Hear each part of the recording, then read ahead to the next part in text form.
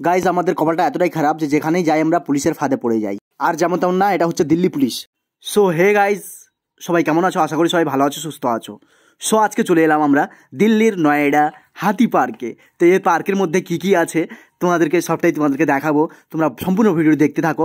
আর police মামু আমাদের সঙ্গে কী ব্যবহারটা করলো সেটাও তোমরা দেখতে পাবে এই ভিডিওর মাধ্যমে। তো চলো আমরা এন্ট্রি করছি হাতি পার্কের ভিতরে।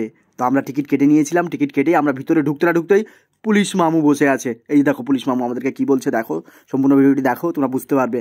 তারপরেই কিছুটা কথা বলার পর আমরা বেরিয়ে পড়লাম হাতি দেখতে। দেখো চারিদিকে চার সাইডে হচ্ছে হাতি, আর মাঝখানে রয়েছে এই মন্দিরটা। তো মন্দিরের ভিতরে কী কী আছে নেক্সট পরবর্তী ভিডিওতে তোমাদেরকে দেখাবো। বাট আমাদের ব্যাড লাক, কেননা আমাদের সকাল সকাল সেখানে আমরা হাতি পার্কে পৌঁছাতে পারিনি এই জায়গাটাতে। কারণ আমরা পৌঁছেছিলাম সন্ধে 5টায়, যার কারণে এখন দেখছি সন্ধে হয়ে আসছে। তবুও যতটা পারলাম তোমাদের সামনে এই ফুটেজটা তুলে ধরলাম। আশা করি তোমাদেরকে ভিডিওটা ভালো লাগবে।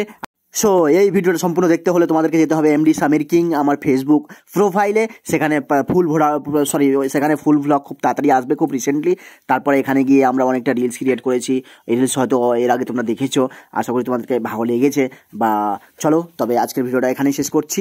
আবার দেখা হচ্ছে নেক্সট পরবর্তী ভিডিওতে। ততক্ষণ সবাই ভালো থেকো, সুস্থ থেকো, টাটা, বাই বাই।